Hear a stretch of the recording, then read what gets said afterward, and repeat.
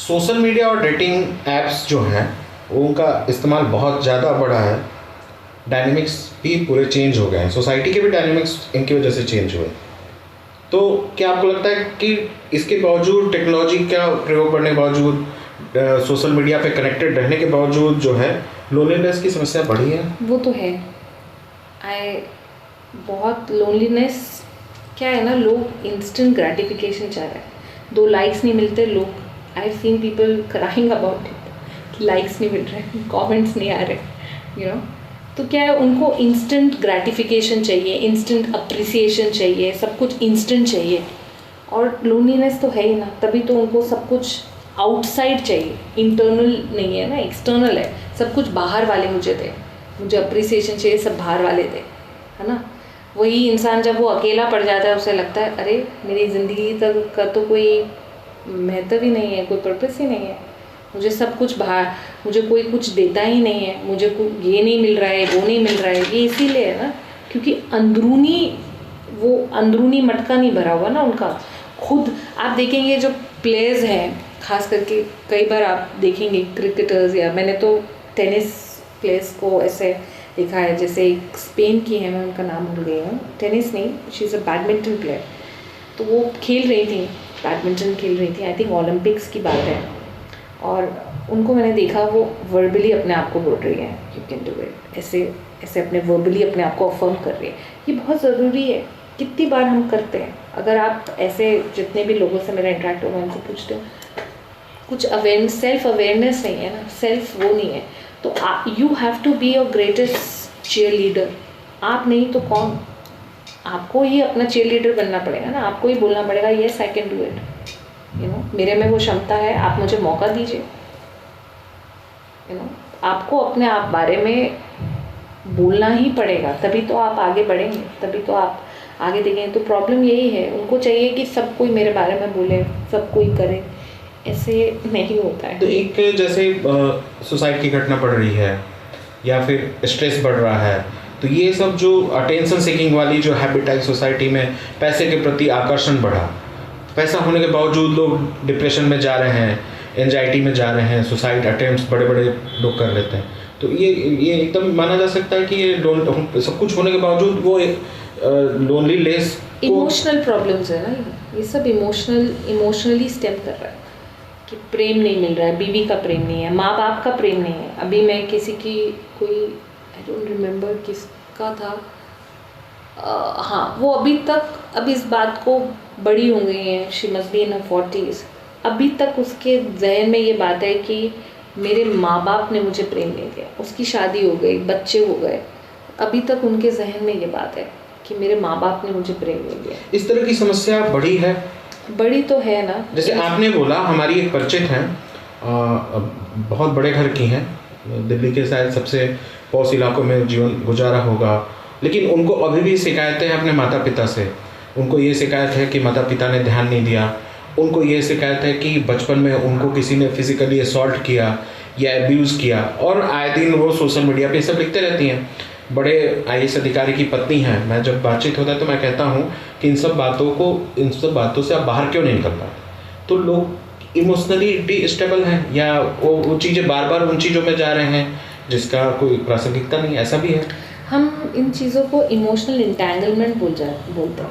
Emotional entanglement, जब emotional entanglement होता है तो इंसान उस चीज़ से निकल नहीं पाता, तो उसी के लिए हम उनको फॉरगिवनेस सिखाते हैं, माफ़ी। इंसान खुद की पीस के लिए मांग रहा है।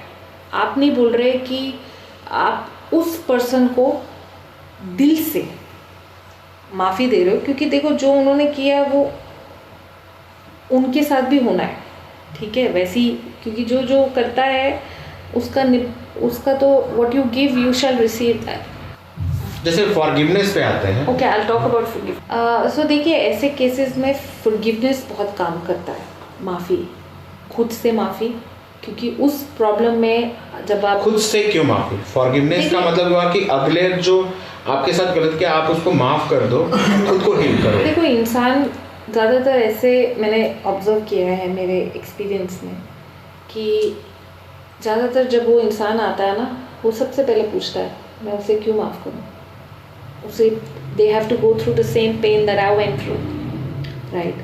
So you first teach them how to forgive themselves, क्योंकि जब वो सिचुएशन में थे, उनके पास उनको नहीं पता था कि क्या कर रहा है, तो वो उस बच्ची को जो 5 साल की थी या 7 साल की थी जिसके साथ ये शोषण हुआ, उसको फॉरगिव करे कि उसको नहीं पता था। जैसे जैसे वो अपने आप को फॉरगिव करने लगेगी, फिर उसको समझ आएगा कि हाँ मुझे बेटर फील हो रहा है। अगर उसको कहीं हैवीनेस फील हो रही है बॉडी में, उसका हैवीनेस कम होने लगेगा, उसे पीस महसूस होगा, शांति महसूस होगी, उसका गुस्सा आना कम होगा, तो उसे लगेगा कि हाँ कुछ बदल। फिर धीरे धीरे वो उस इंसिडेंट जिसने भी वो किया, जिसने भी वो बोला, उसे भी जब वो धीरे धीरे लेट गो करने लगेगी, फॉरगिव करने लगेगी, तो वो जब आगे बढ़ती चली जाएगी, she will definitely feel a change in their life, और he will feel the change in their life, because it's all about how quicker you let go. जितना हम उसके, एक होता है हमारे टीचर बोलते हैं, एक होता है इनर फॉरगिवनेस, एक होता है outer forgiveness. He says inner forgiveness for everybody, हर किसी को अंदर से आपने माफ़ करना है, आपके लिए उस पर्सन के लिए कोई ऐसे कड़वाहट नहीं होनी चाहिए। आउटर फॉरगिवनेस का मतलब केस टू केस बेसिस। अब देखो जहाँ पे जस्टिस आना है वहाँ तो आना है, राइट? किसी ने ऐसा करा तो जस्टिस भी चाहिए, केस भी होना चाहिए, है ना? You need to fight it in the court also, so that is also important. But internally आपके अंदर उसको क्या बोलते हैं, उसके लिए वो फीलिंग ऑफ क्या बोलूँ, इनमिटी बोल सकते हैं क्या उसको? हाँ, एनिमोसिटी नहीं होनी चाहिए, फीलिंग ऑफ बदले की भावना नहीं होनी चाहिए। मतलब हमें रिवेंज नहीं लेना, बदला रिवेंज नहीं, पर आपके अंदर ये होना चाहिए कि हाँ इसको अपना लेसन मिले, ये सीखे अपना लेसन, वो होना चाहिए। तो आउटर फॉरगिवनेस भी ज़रूरी है केस टू केस बेसिस पे। इमोशनल जब ट्रॉमा चल रहा हो इस तरह की परिस्थिति में, उसमें फैमिली और फ्रेंड का क्या रोल होता है? सपोर्ट का, बहुत सपोर्ट। और किस तरह का सपोर्ट रियल में करना चाहिए? देखो ऐसे लोगों के साथ क्या रहता है, you need to be a good listener, you need to listen, right? अगर आप ऐसे लोगों को आप थेरेपिस्ट के पास, because they are professional, they know how to deal with people going through problems like these, so when they listen to you, they help you regulate your emotion. वैसे by the way जो twin heart meditation की मैं बात कर रही थी, वो meditation आपको हेल्प करता है to regulate your emotions. Problem क्यों है? क्योंकि इमोशंस रेगुलेटेड नहीं है ना? गुस्सा है, गुस्से की वजह से इंसान कुछ काम कर रहा है ऐसा जिसकी वजह से प्रॉब्लम हो रही है ना? स्ट्रेस है, उसकी वजह से वो कुछ ऐसा काम कर रहा है जिसकी वजह से प्रॉब्लम हो रही है। तो जब वो इमोशन, जब आप ये मेडिटेशन करेंगे ट्विन हार्ट्स, जब आपके इमोशंस रेगुलेट होने लग जाएंगे, तो ये आपका जो इम्पल्सिव एक्शंस है वो कई हद तक हील हो जाएगा। तो आप करने से पहले एक बार सोचेंगे कि हाँ इसका इम्पैक्ट क्या होगा, अगर मैं ऐसा करूँ या ऐसा बोल दूँ तो उसका क्या होगा। तो हमारे टीचर कहते हैं कि जो फिज़िकल वुंड है वो तो जल्दी हील हो जाता है ना? कितना मैक्स कुछ घंटों में, कुछ दिनों में, चलो कुछ हफ्तों में ठीक हो जाए। एक साइकोलॉजिकल वुंड है ना, किसी को psychological wound might take many years और many lifetimes to heal, है ना? किसी को अगर आपने कुछ ऐसा बोल दिया जो उसके जहन में लग गया, पर कोई बिटर बात, तो उसको शायद वो जन्मों जन्मों तक ठीक ना हो पाए। खास करके ऐसे थॉट्स जो खाने से रिलेटेड है, एनोरेक्सिया जिनको होता है कि ना तुम तो ऐसी ही हो, तुम खाना नहीं खाओगी तो खाना खाओगी तो ऐसी मोटी हो जाओगी, तो वो थॉट बहुत स्ट्रांग है। तो वो ऐसा नहीं, भारत में तो एक कॉमन प्रैक्टिस जन मान लीजिए मैं हेल्दी हूँ, ठीक है, तो मैंने देखा मेरी एक दोस्त है कनाडा की, वहीं परवरिश हुई है, साथ में लोग बैठे हुए थे कहीं पे, तो किसी ने बोला हेल्थ पर कमेंट किया कि भाई तुम बहुत मोटी हो, उसने बहुत तगड़ा रिप्लाई किया तो कि भाई you have no right to जज माई बॉडी, मतलब जो भी मैं हूँ। तो मैंने देखा लेकिन भारत में कॉमन है कि लोग सुंदरता पे, विकलांगता पे और भोजन पे, इन सब चीज़ों पे, वजन पे, वेट पे, इन सब पे बहुत कमेंट करते हैं। तो ये भी लोगों को स्पिरिचुअली आप एडवाइस करेंगे कि इन सब चीज़ों का मतलब थोड़ा सा नहीं ध्यान देना चाहिए। हाँ, इस तरह के कमेंट्स नहीं करने चाहिए। हमें नहीं पता ना वो इंसान, हमें क्या पता उस पर्सन का बैकग्राउंड क्या है, हमें क्या पता कि उसको क्या ऐसा इम्पैक्ट हुआ है उसकी लाइफ में जिसकी वजह से उसका वेट गेन हो रहा है, क्यों वो क्यों वो जो खाते हैं या नहीं खा रहे हैं तब भी वेट गेन हो रहा है। तो हमें नहीं पता क्या थॉट बचपन में रहा है। हो सकता है उनको बोला हो कि तुम खाओगे तभी तुम दिखोगे, है ना, तुम खाओगे तभी तुम हेल्दी बनोगे। तो उस बच्चे को लगा कि हाँ, हेल्दी बनने के लिए मुझे अपने आप वेट गेन करना है, राइट। या कोई इंसान उसको बोला है कि ये सर्वाइव नहीं करेंगे, है ना, बच्चों को तो सर्वाइव करने के लिए खाना खिला रहे हैं, तो वो अभी तक वो सोच रहे हैं कि उनको सर्वाइव करना है तो खाना खाना है, ठीक है ना। तो ये थॉट प्रोसेस है, हम इसी थॉट प्रोसेस पे काम करते हैं। एक हीलर जो है एक साइकोलॉजिस्ट साइकेट्रिक से कैसे डिफरेंट होता है? देखो, मैं आपको एक बात बोलूँ, मतलब इन सिंपल टर्म्स, हर कोई हीलर है अगर वो दूसरे की समस्या को उसको एक होप दे देता है या उसको एक फेथ दे देता है। साइकोलॉजिस्ट और बहुत सारे साइकोलॉजिस्ट ऐसे हैं जो हीलर्स, प्राणिक हीलिंग सीख चुके हैं और एक प्राणिक हीलिंग करते हैं, उनको एडिशनली वो हेल्प करता है इन द सेंस कि वो उनके साथ बात करने के बाद, है ना, अगर उनको स्ट्रेस फील हो रहा है या उनकी बॉडी थोड़ा वीकन फील कर रही है तो वो अपनी ऊर्जा, शरीर को साफ करके उसके अंदर ऊर्जा डाल के बात कर सकते हैं, तो क्योंकि हम लोग का कुछ कॉमनैलिटी ये है कि हम भी लोगों की बातें सुनते हैं, वो भी बातें सुनते हैं, है ना। अब हम टेक्निक अप्लाई करते हैं, वो सुन के उनको बता देते हैं कि ये सोल्यूशन ये कर देता है, हम टेक्निक भी अप्लाई करते हैं, राइट। उसके बाद जब पेशेंट चला भी जाता है उसके बाद भी हम टेक्निक अप्लाई करते हैं जिससे हम पेशेंट से बिल्कुल डिस्कनेक्ट कर पाए।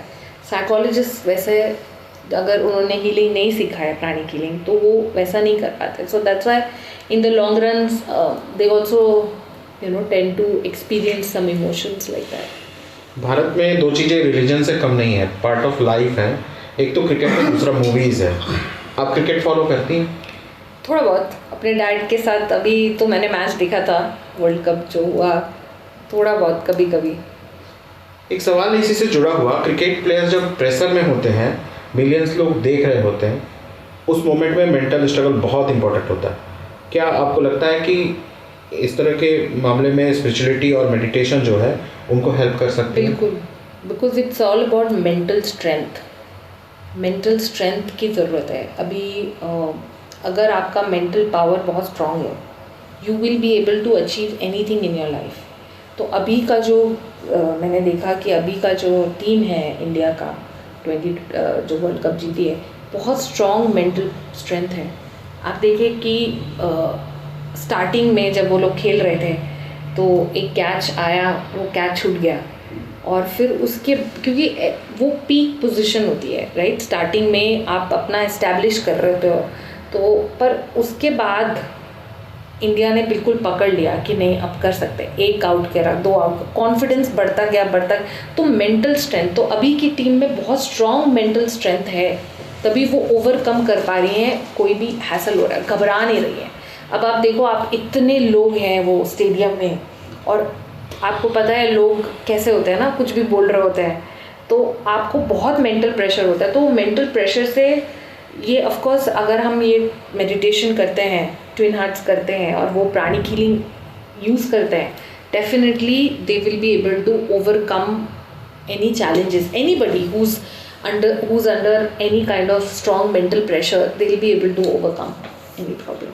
आजकल लोग योगा, मेडिटेशन और प्राणिक हीलिंग की तरफ जा रहे हैं, लेकिन जब सीरियस हेल्थ इश्यूज़ की बात करें तो मॉडर्न मेडिसिन भी उतनी इम्पोर्टेंट होती है। आपके एक्सपीरियंस में क्या प्राणिक हीलिंग और योगा मॉडर्न मेडिकल ट्रीटमेंट को रिप्लेस कर सकते हैं, और क्या उन्हें एक सपोर्ट सिस्टम की तरह देखना चाहिए?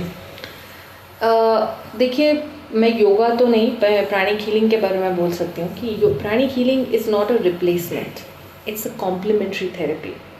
जैसे मैंने कहा कि हमारा एक फिजिकल बॉडी है, एक हमारी एनर्जी बॉडी है, प्राण कोश शरीर। तो प्राणिक हीलिंग जो है वो आपके प्राण कोश शरीर पे काम करती है। आपको फिजिकल बॉडी के लिए तो लोग एलोपैथी लेते हैं, आयुर्वेदा लेते हैं या चाइनीज़ मेडिसिन लेते हैं। तो जो आपको फिजिकल बॉडी में अगर कोई प्रॉब्लम है, आप अपना ट्रीटमेंट वो लें, साथ साथ में आप एनर्जी हीलिंग भी कराएं, it will work best, it works best that way. अगर बीमारी ऐसी है जो जो दवाइयाँ आपको खानी पड़ रही है या ऐसी है, इन द लॉन्ग रन विद आप मेडिसिन लेते रहे जब तक आपको डॉक्टर बोल रहे हैं, जैसा आपको ट्रीटमेंट दिया है और आप हीलिंग कराएं, इन द लॉन्ग रन आपकी वो मेडिसिन डोज ख़त्म हो जाती है या बंद हो जाती है। डॉक्टर खुद बोलते हैं कि आप बेटर हो गए। वो कैसे होता है? क्योंकि बॉडी अपने आप हील होने लग जाती है ना। जब अगर आपका नेचुरल टेंडेंसी है स्ट्रेस लेने का, जब आप वो सीख लेते हैं कि हाँ कोई फ़ायदा नहीं है स्ट्रेस लेके, इट्स बेटर कि जब मुझे स्ट्रेस हो रहा हो मैं जाके मेडिटेट कर लेती हूँ, मेरी एनर्जी बेटर हो जाएगी, या मैं ब्रीदिंग कर लेती हूँ। एक ब्रीदिंग मैं आपको सिखाऊंगी, डीप एब्डोमिनल ब्रीदिंग, तो वो कर लेती हूँ, मुझे एकदम से कामनेस फील होगी। तो you know the problems that they have once they start healing, तो फिर ज़रूरत नहीं है ना, फिर तो it is like a complementary therapy.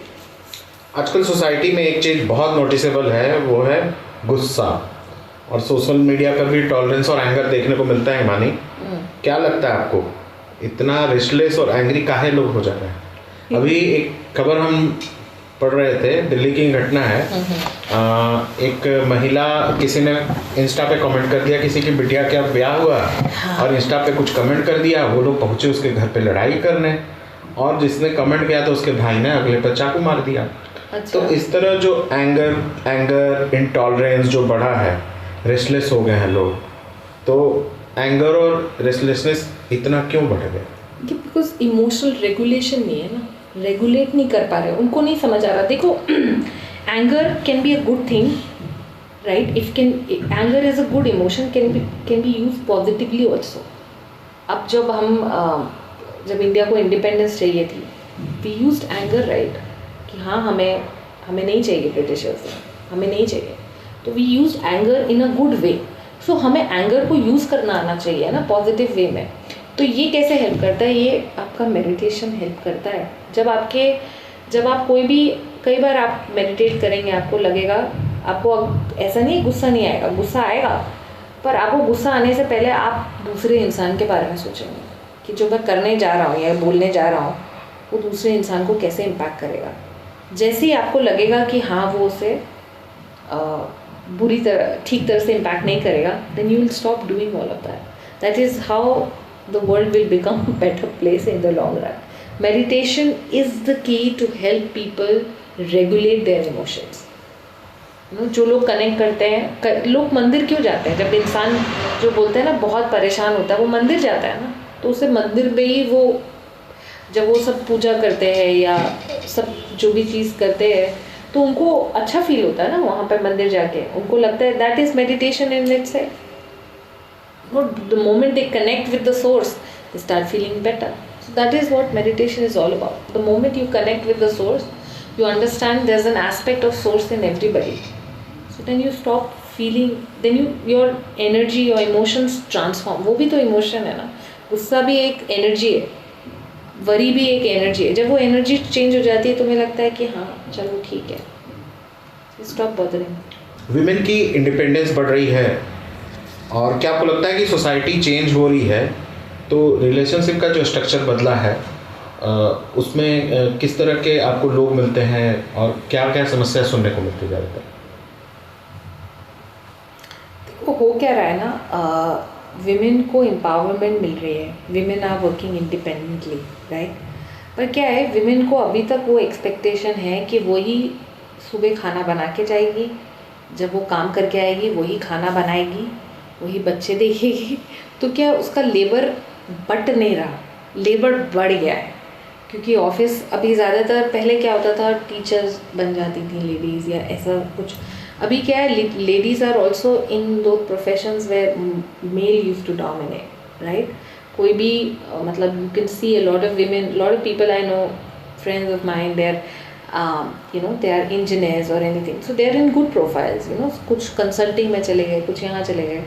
तो क्या है कि वो एक्सपेक्टेशंस जो है वो बदलने की बहुत ज़रूरत है, कि सारा वही काम जो है वो मेल भी ऑफिस से आ रहा है, पर एक्सपेक्टेशन फीमेल से है कि वो किचन में जाएगी, वो खाना बनाएगी, वो पानी देगी तो भी पिया जाएगा।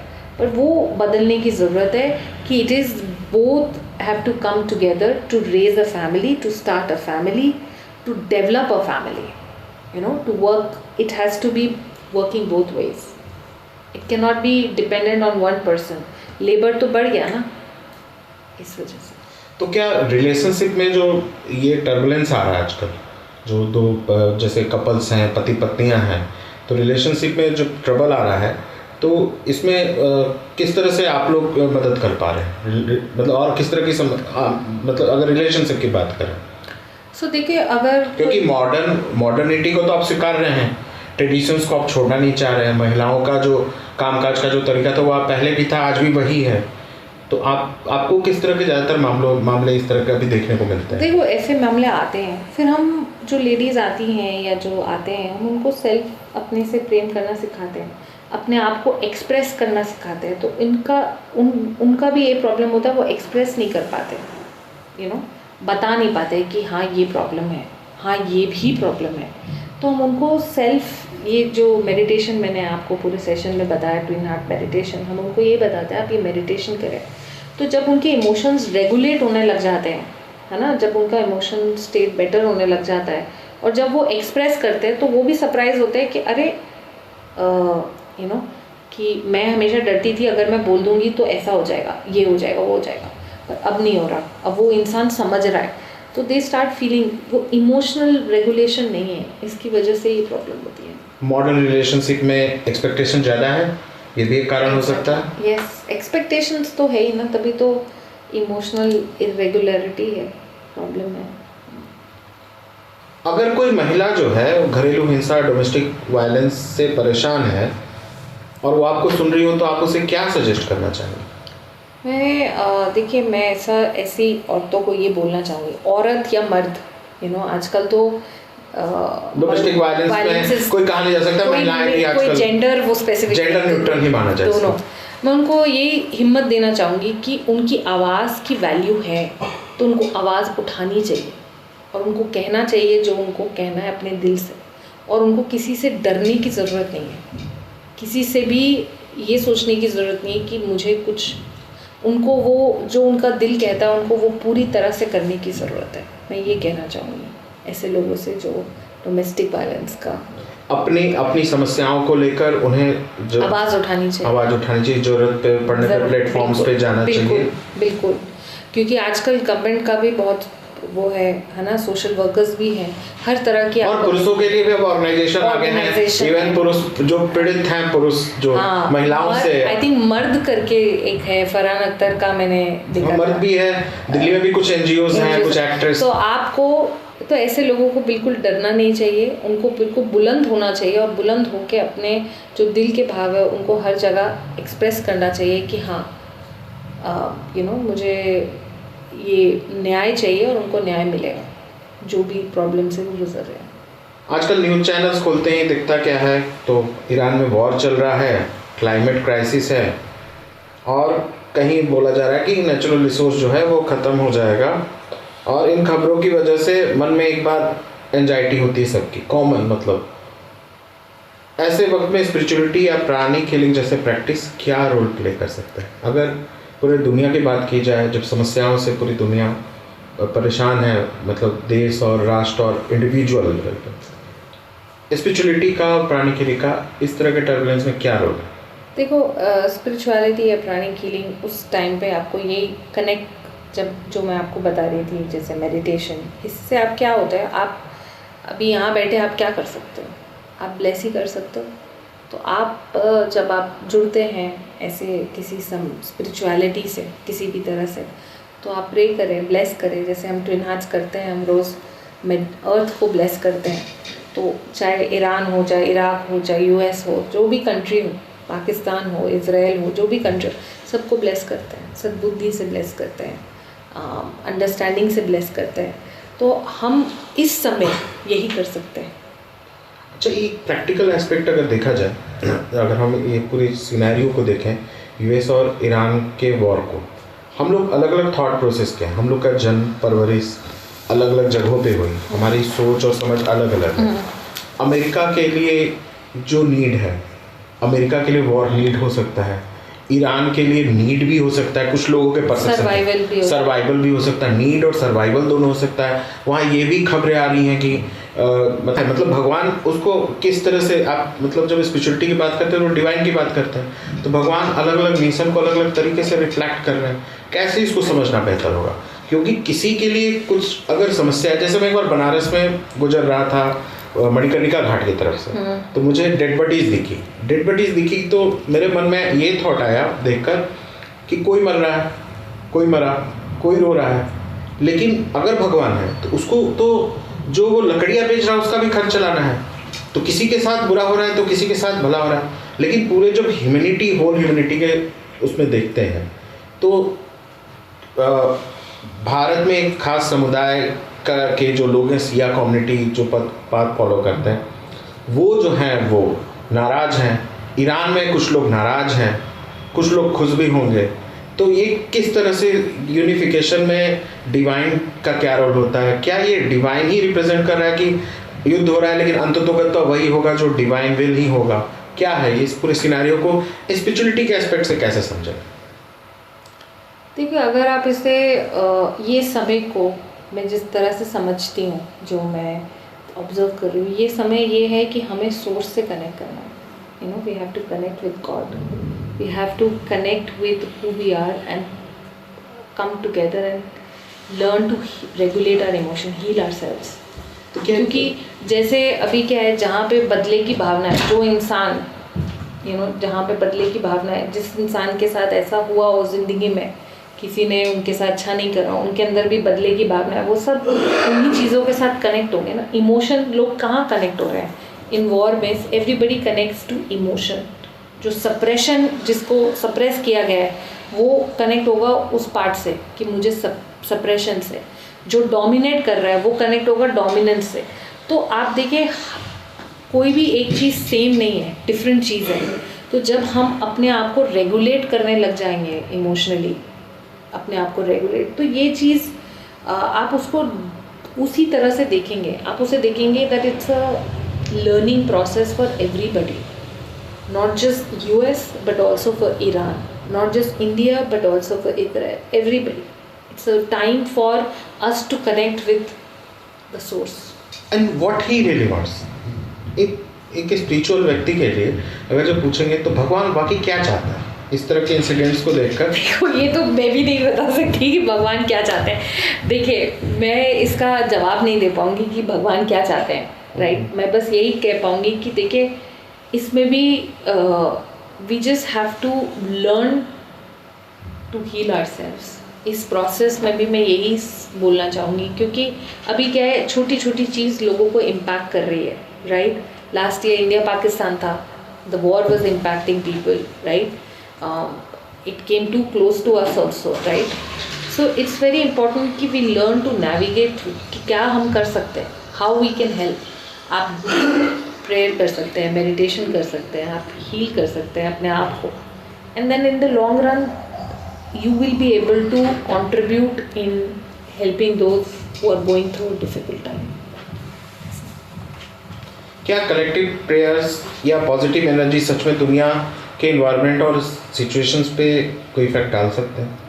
एब्सोल्युटली। आप देखिए, मुझे लगता है कि जो भी प्रेयर्स है, it has a very powerful impact. अगर हम सब टुगेदर होके प्रे करें for world peace, it's very easy for us to achieve. अब देखिए, कोविड भी तो ऐसी बीमारी थी जिसका कोई इलाज नहीं था, है ना। टाइम लगा पर इलाज तो आया ना, because most people must have prayed for it, asked for intervention, and it came, right? Somebody developed that technology and people start to heal. लोगों में वो एक ट्रस्ट भी आया कि हाँ, हम घर से बाहर निकल सकते हैं। नहीं तो क्या हो रहा था, सब ऐसे एनिमल्स बाहर निकल रहे थे जो एक्सटिंक्ट बोल रहे थे कि एक्सटिंक्ट हो गए हैं। कब की बात थी ये? कोविड के दौरान की। तो वो सब लोगों का ट्रस्ट बदलने लग गया ना। तो फिर जब उनको ट्रस्ट हुआ कि हाँ, अब ठीक हो सकता है, हम ठीक हो सकते हैं, तो फिर वो बाहर आने लग गए। तो ये ज़रूरत है। एक पर्सनल सवाल, कितने लोगों की प्रॉब्लम्स और इमोशंस सुनते हुए इतने लोगों की प्रॉब्लम्स और इमोशंस सुनते हुए कभी ऐसा फील होता है कि इमोशनल वेट आपके ऊपर आ जाता है? देखो, मैं नहीं बोलूँगी एक एम्पैथी भी, एक जो teacher as a teacher as a healer एक एम्पैथी साइड भी आपके सामने से आपकी तरफ से दिखना चाहिए ना। जैसे कोई डॉक्टर है, कोई हीलर है, कोई वैद्य है या कोई पुजारी है अगर, या गुरु है, तो लोग जाते हैं तो वो तो आप पे तो वेट आ ही जाता होगा, या कोई भी इस तरह के व्यवसाय में है, किस प्रोफेशन में। देखो ऐसा इट्स वेरी कॉमन, ये होता है, एक्सपीरियंस होता है सबको। आपको अपनी एम्पैथी को यूज़ करना आना चाहिए प्रॉपर्ली, राइट। आपको पता होना चाहिए कहाँ आपकी बाउंड्रीज है, कहाँ आपको उस इंसान को ऑनेस्टली बोलना पड़ेगा कि बस इतना मेरा लिमिट है, right. You need to learn how to develop regulate your empathy also. तो होता है ऑफकोर्स, जो इंसान if they going through really, आपके दिमाग में होता है कि यार इसकी, फिर आप धीरे धीरे बाउंड्री रखने लगे। आपको समझ आता है कि हाँ, इस इंसान को मैंने कुछ एक्टिविटीज़ करने को बोली है, उसको वो करनी है, तो उसको कुछ अपने अंदर भी डेवलप करना है। जैसे मैंने बोला, हीलर का काम सिर्फ 20% होता है, बाकी काम तो आपको भी करना है ना। अब जब आप ग्रैटिट्यूड करने लगेंगे, जब आप खुद से प्रेम करने लगे, तो आपका चीज़ों को देखने का नज़रिया भी बदलता है। तो जब आप बदलेगा वो नज़रिया, तो आपको अपने आप आप जो हीलर है या जो भी हीलिंग करता है, या वो वेट को अपने ऊपर नहीं लेता। फिर उससे समझता है ये वेट उनका खुद का है, मुझे सिर्फ उनको ज़रिया देना है। जब वो ज़रिया वो अपने आप इंडिपेंडेंट हो जाते हैं, तो फिर वो ठीक होने लग जाता है। हिमानी, लव क्या होता है, प्रेम क्या होता है? देखिए, प्रेम की काफ़ी डेफिनेशंस है, ठीक है। एक गैरी चैपमैन की किताब है लव लैंग्वेजेस, ठीक है, बहुत अच्छी किताब है। ये सवाल मेरे दिमाग में भी था, प्रेम क्या होता है। तो फिर मुझे समझ आया, love is an action, it's a verb. So action कैसे है? फॉर एग्जाम्पल, आप किसी को अफर्मेटिव वर्ड्स, मतलब पॉजिटिव वर्ड्स दें। For example, you tell them you are amazing, you did a fantastic job, that's also love. That person, some person can feel love just with affirmation. So हर कोई इंसान love को different way में समझता है, but love is an action. For example, somebody, अब उसका love language ये है कि उसको quality time चाहिए, right? वो चाहते हैं कि लोग आए, उनके साथ समय बिताए, that is love for them. किसी का love हो सकता है कि उनको hugs चाहिए, that could be love for them. So love की different languages हैं, तो हमें love को एक action की तरह देखना है। आप किसी की love could also be service, it could be helping people, that's also love. So there are different ways to see love, understand love. Love could also be like, आपने किसी की बात सुन ली, वो इतने परेशान थे, वो बोलने के बाद, that's also love because you listen. Hearing them, that's also a form of love. To hear, to be heard, that is also love. बच्चों को भगवान का इंसान से किस तरह का प्रेम है? What is connection? मतलब what is connection? Mother Teresa ने बोला ना, service to God is service to people. You want to feel love of God, you serve the people, you help the people. That is love of God. That's how you experience connection with God. जानवरों से लोगों का किस तरह का प्रेम होना चाहिए? जानवरों से या फिर पेड़ से, प्रकृति से, नेचर से? देखिए, प्रिजर्वेशन, प्रकृति को प्रिजर्व करने की ज़रूरत है। देखिए, मैं भूटान गई 2024 में, ठीक है। मैंने देखा कि वहाँ लोग, ऑफकोर्स यहाँ पे भी गाँव में सब लोग प्रे करते हैं पौधों की, पेड़ों की। वहाँ पे बहुत ऐसा है, आप बहुत, वो लोग माउंटेन की प्रे करते हैं, बहुत रिस्पेक्ट करते हैं। क्या करते हैं वो? प्रेयर करते हैं, माउंटेन से प्रेयर करते हैं। हाँ, माउंटेन के लिए प्रे करते हैं, हर चीज़ की। वो मतलब वो क्या करते हैं? वो माउंटेन्स के लिए प्रेयर करते हैं कि वो प्रिजर्व रहे, इस तरह का? प्रिजर्व तो नहीं, but they pray to the mountains, they believe that they pray to the mountains, they pray to the trees, सब चीज़ की वो। जैसे भारत में परंपरा है पेड़ पौधों को भी एक तरह से इम्पोर्टेंस देने का। हमें देखो, प्रेयर एक चीज़ होती है, प्रिजर्वेशन एक चीज़ होती है। आप प्रे कर लो, उसके बाद क्या? आपको उसको वो भी तो रखना है ना, उसको प्रिजर्व करके भी तो रखना है, क्योंकि अभी से 100 साल बाद, 200 साल बाद की जो पीढ़ी है, उनको हमें खाली अर्थ तो नहीं देना है ना, प्लांट्स की तो ज़रूरत है। अब हम जिस तरह से देखो जा रहे हैं, अगर हम प्रिजर्व नहीं करेंगे जो एग्जिस्टिंग ट्रीज़ है और न्यू ट्रीज़ नहीं उगाएंगे तो फ्यूचर कहाँ जाएगा? हमारे जो जनरेशन्स अभी की आएंगी तो वो कहाँ तो क्या लोगों को जो है डेवलपमेंट का जो इंडेक्स है वो हैप्पीनेस ही रखना चाहिए? आपको क्या अंतर लगा भूटान में और अन्य देशों में? आप कई देश घूमने का मौका मिला होगा। हैप्पीनेस इंडेक्स और जीडीपी जो मापने का तरीका है लोगों की खुशियों का, वो किस तरह का होना चाहिए? इकोनॉमिकल होना चाहिए या चेहरे पे स्माइल होनी चाहिए? देखो, अगर इंसान खुश है ना तो everything will be great. Even the economy will also improve. अगर वो अंदर से खुशी नहीं है तो what is the value? I feel happiness is the greatest value one can. आपने क्या समझा भूटान को देखकर एक स्पिरिचुअल एस्पिरेंट के तौर पे? ये क्या डिफरेंट है अन्य पश्चिमी देशों और भूटान और भारत में? The people of Bhutan very helpful. ऐसा नहीं है इंडिया में नहीं है, मैं ये नहीं बोलूँगी, बट वहाँ पे जो लोगों का सेंस ऑफ सिटीजनशिप है, जो वैल्यूज़ जो वो उनको है, वो डे टू डे लाइफ में भी वो इम्बाइब करते हैं। उनको पता है ऐसा सही नहीं है तो ऐसा नहीं करेंगे। वो ऐसा नहीं कि ईमानदारी है, बहुत ईमानदारी, स्पिरिचुअलिटी का प्रभाव दिखता है भूटान के। They are very much god fearing people, very much like that. They are very honest also. बहुत ऐसे दिखता है वहाँ पे भूटान में ना। It's very, you could feel that connect with them. You could feel कि हाँ वो बता देंगे अच्छा ऐसा है, आप ये क्यों कर रहे हो, ऐसे करो। ऐसा नहीं है कि आपको it's just country to country. मैं ये नहीं बोल रही, मेरे को लगता है इंसान के स्वभाव का वो रहता है। पर हाँ, भूटान से I felt a very strong connection that way. मेरा इतना बैग भारी था, somebody just came and said कि मैं तुम्हारा बैग ले जाता हूँ। तो भारत में इस चीज़ की कमी दिखती है कोविड के बाद?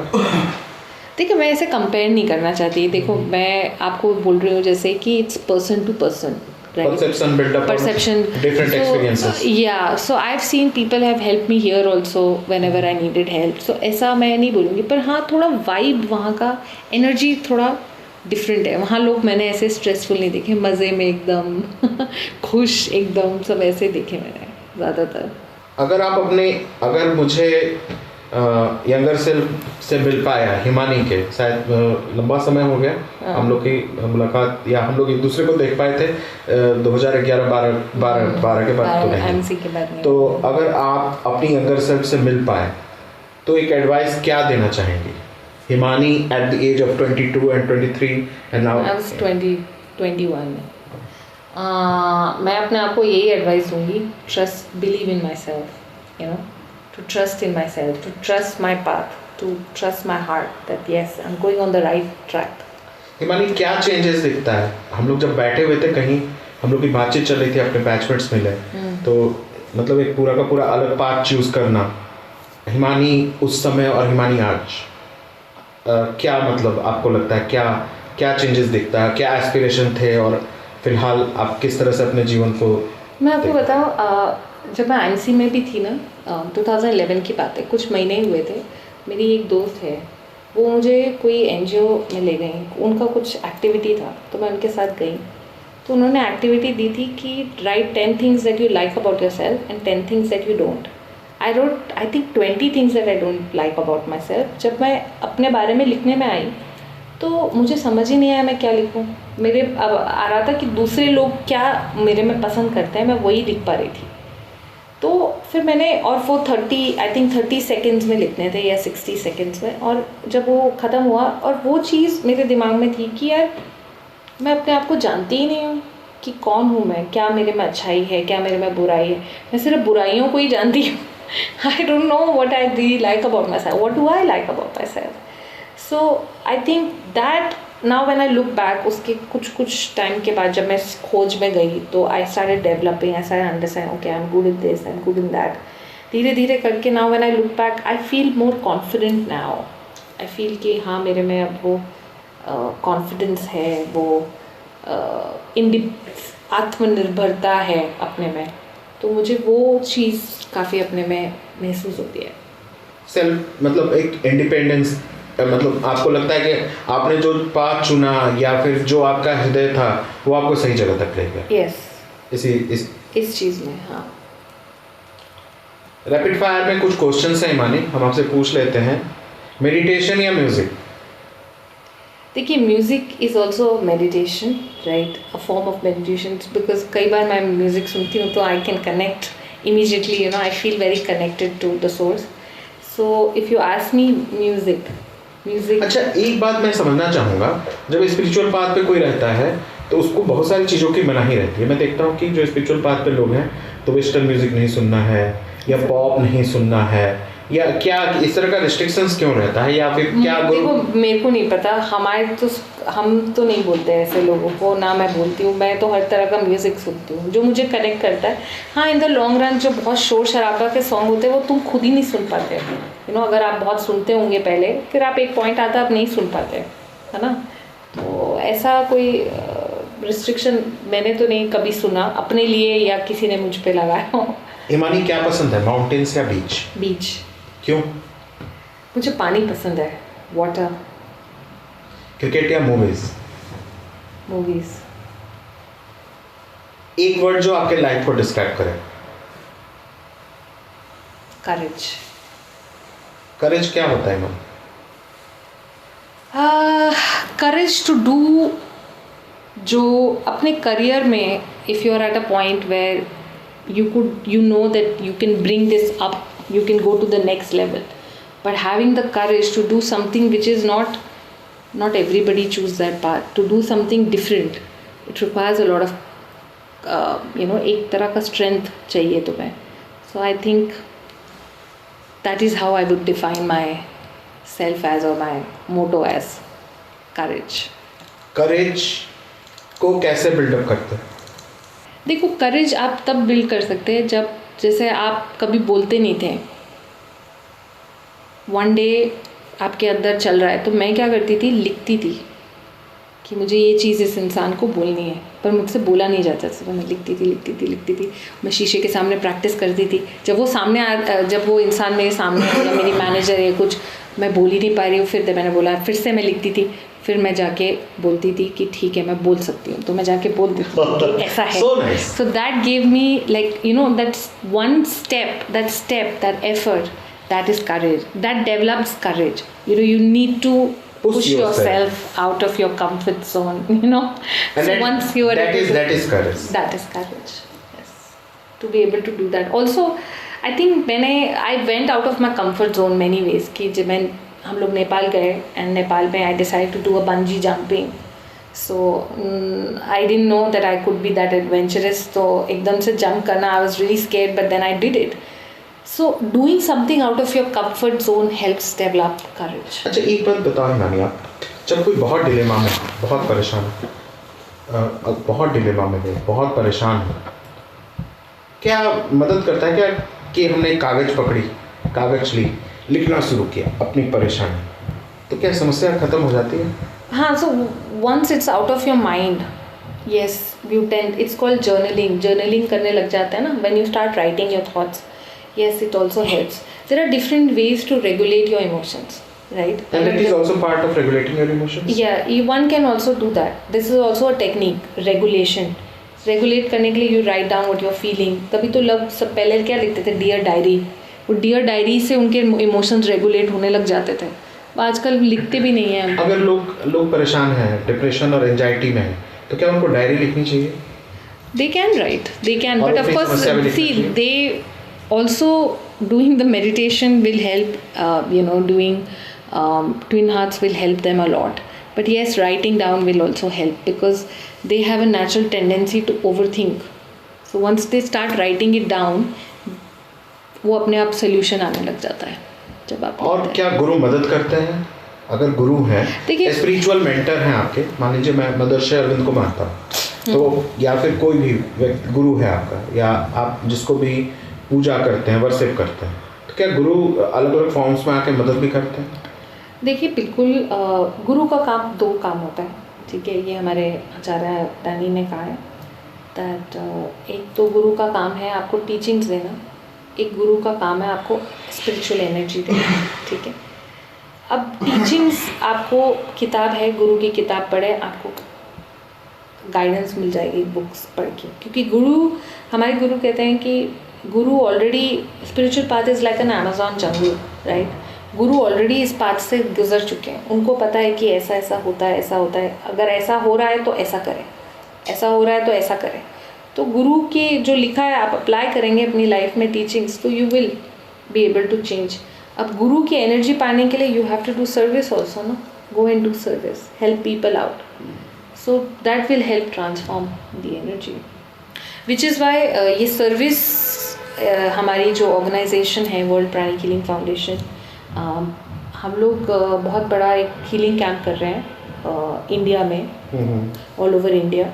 तो डिफरेंट पार्ट्स ऑफ इंडिया में वो होने वाला है 4th and 5th अप्रैल। तो लोग वहाँ जाएं, फ्री हीलिंग का एक्सपीरियंस करें। कहाँ पे आप डिटेल्स हमारे दर्शकों के साथ शेयर करते हैं? या बिल्कुल, आप you can log on to www.worldpranichealing.com। वहाँ पे आप जाएंगे तो आपको उस वेबसाइट में दिखेगा कि कहाँ कौन कौन से जगहों पे हो रहा है। दिल्ली में भी डिफरेंट पार्ट्स ऑफ द जगह पे हो रहा है, नोएडा में भी, ग्रेटर नोएडा में भी। People can go and experience free pranic healing. You can go and experience कि क्या होता है। You will some twin hearts का एक्सपीरियंस कर सकते हैं आप वहाँ जाके, बिल्कुल एक्सपीरियंस करें। 4th and 5th April, Saturday and Sunday. And what the location? Location is all over India. जैसे अगर आप हमारा पूछे, मैं क्योंकि आप ग्रेटर नोएडा आ सकते हैं, डिवाइन ब्लिस हमारा जो है वो A5 BSF हाउसिंग सोसाइटी में है हमारा centre. So they can come and explore that which is in greater Noida. और हर जगह है, गाज़ियाबाद में भी है,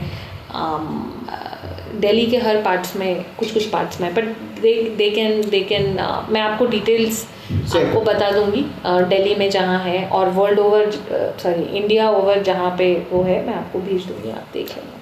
अगर कोई इंसान लाइफ में कंफ्यूज्ड है, स्ट्रेस्ड है, डायरेक्शन नहीं मिल रहा, तो आप उसे क्या मैसेज देना चाहेंगे? मैं उनको सुनना चाहूँगी एक्चुअली, सुनना चाहूँ, क्योंकि ऐसे लोगों को हर कोई एडवाइस देता है, ये कर वो कर, वो उससे भी परेशान होते हैं। तो मैं उनको सुनना चाहूँगी। तो जब मैं सुनूँगी उनको, तो वो अपने आप उनको समझ आ जाएगा कि क्या, कहाँ पे वो स्टक हैं। क्योंकि ऐसे अक्सर होता है, जब हम इंसान को सुनते हैं ना, तो उसको सोल्यूशन अपने आप मिल, जब हम उनको बिना जज करे हुए, बिना उनको राह दिखाए हुए, जब हम उनको अच्छे से सुनते हैं, तो उनको अपने आप समझ आ जाता है कि हाँ, मैं ये चीज़ कर रहा हूँ। कई फिर आप उस पर काम कर सकते हैं। जैसे वो बोलेंगे, अच्छा मैं ओवर थिंक इसलिए कर रहा हूँ क्योंकि मैं इस पर्सन से डरता हूँ, मुझे उनसे डर लगता है। तब तुम उनको बता सकते हो कि उस डर को कैसे काबू कर सकते हैं। उससे पहले मैं उनको सिर्फ सुनना चाहूँगी। हिमानी, आज की कन्वर्सेशन जो है बहुत इंसाइटफुल थी। स्पिरिचुअलिटी को एक प्रैक्टिकल और ग्राउंडेड पर्सपेक्टिव से आपने एक्सप्लेन किया, और यूथ रिलेशनशिप सोसाइटी इस संदर्भ में हमारी बहुत सारी बातचीत हुई, हेल्थ इश्यूज़ पे भी बातचीत हुई, बहुत सारी क्लैरिटी आई। हम फिर इस पे और भी विस्तृत बातचीत करते रहेंगे, और मुझे लगता है कि आज के कन्वर्सेशन से लोग खुद को बहुत ज़्यादा रिलेट करेंगे, क्योंकि हम लोगों ने बहुत सारे एस्पेक्ट्स को जोड़ने का प्रयास किया है, नए पर्सपेक्टिव से भी देखने का प्रयास किया है। हमें आशा ही नहीं, पूर्ण विश्वास है कि इस पॉडकास्ट के माध्यम से लोगों को इंस्पिरेशन मिलेगा। हो सकता है लाइफ के कुछ अगर थॉट्स भी मिल जाए तो हमारे लिए, हमारे प्लेटफॉर्म के लिए और खासकर सबके लिए बहुत बड़ी उपयोगिता हो जाएगी। Thank you very much Himani for joining us today. Thank you so much. Thank you everybody. Thank you to your team. Thank you everybody. अगर आप चाहते हैं कि सच सामने आए और देश को एक स्ट्रॉन्ग मीडिया वॉइस मिले, तो आज ही कंट्रीब्यूट करें और इस मिशन का हिस्सा बने।